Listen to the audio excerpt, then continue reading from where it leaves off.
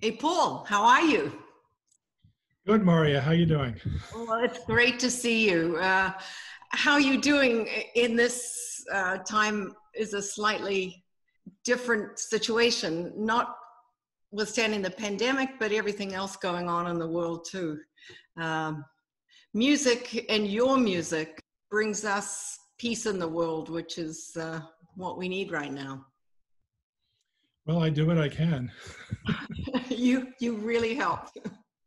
So we commissioned a new country from you for our 35th anniversary, which was in 2018.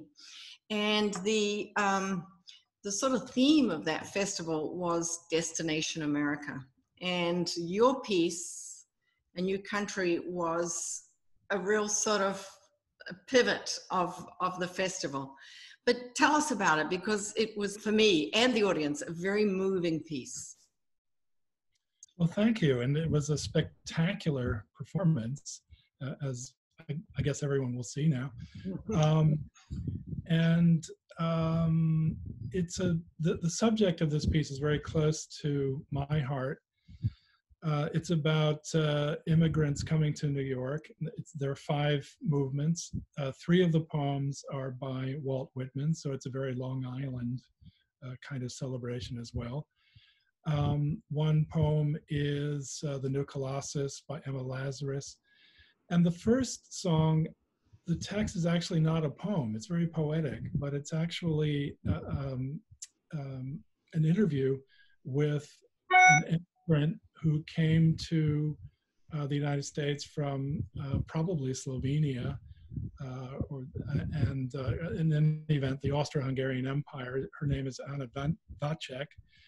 And it's simply her description of as she was growing up, how she dreamed of coming to America, and then her dream came true in 1901 when she passed through Ellis Island and settled in the United States.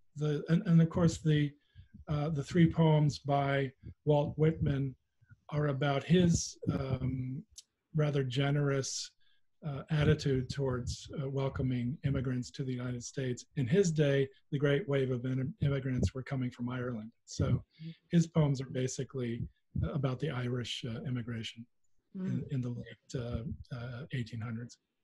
Oh, it's amazing, because through your composition, you feel both the angst or the worry of going to a new place. You feel the sorrow of leaving their old country, and this somewhat optimistic, I mean, it's guarded optimism coming to the new country. And I am always amazed at how composers, through their writing, make you feel those things. I remember the very last note of this performance, and the Jennifer Johnson Kano, who was our singer, sings A New Country, and I had to hold long F sharp, and I got teary while I was holding that F sharp. It's just, it was a very moving work. Well, thank you. It's I have great collaborators in the writers that I chose, but also great collaborators in the fabulous performers at Bridgehampton. Well, we've done quite a few projects together. I think Bridgehampton has commissioned 3 works from you. And right. I personally commissioned 1, Nancy's Song, which was my mother's memorial after she passed away, which of course is another one of your songs that is, it is a song for flute and piano, which is very dear to my heart. Mm-hmm. But you've also just done a huge project, Sanctuary Road, which is also very topical and on point right now. Yeah, Sanctuary Road is about the Underground Railroad as told by William Still, who is sometimes known as the father of the Underground Railroad, an absolutely pivotal figure in that part of history. And what I and my librettist Mark Campbell did was to take his book called The Underground Railroad, which is basically his interviews with fugitive slaves who passed through his office. He facilitated their escapes in many cases. It's estimated he helped somewhere between 800 and 1,000 slaves personally to escape the South. And then they came to Philadelphia, and he sent them on their way north, very often to Canada. And so that's what the piece is about. It's a timeless and universal subject in my view, and I guess it's timely right now. But in as much as it's timeless, it's always timely. You know, yeah. It's never not timely in a way. So. You're absolutely right.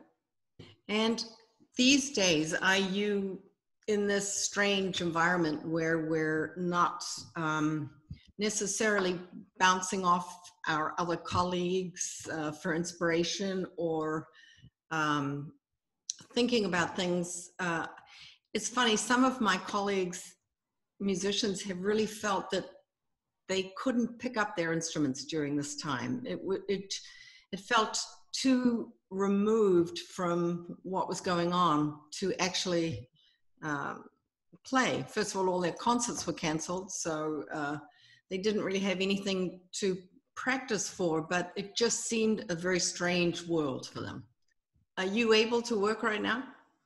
Yeah, well, I just finished a song for shakuhachi flute. It's a Japanese text with a soprano and a piano trio and shakuhachi. Fantastic. And so, yeah, I have been working, but it's difficult. Mostly I have been, well, for example, last few days I've been playing through all of Schubert's piano sonatas and his impromptus and this and that. Schumann, Smetana, you know, I'm reconnecting with some of my favorite composers in my pantheon. Bach, always, with me always. You know, it's a very long list, but that's mainly how I'm spending my days last few weeks is simply reconnecting with very great musical spirits and imaginations. Yeah. Well, listen, Paul, it's really great to talk with you. And I know that our audience will love hearing your piece again. Many of them were at the actual performance. We got a standing ovation. The second, the last note went out to the audience, and we must play it again. Right, it is a spectacular performance. It really is. Yeah, a great privilege for me. Thank you. Thank you, Paul. We'll see you soon. You bet. Take care. Bye, everybody.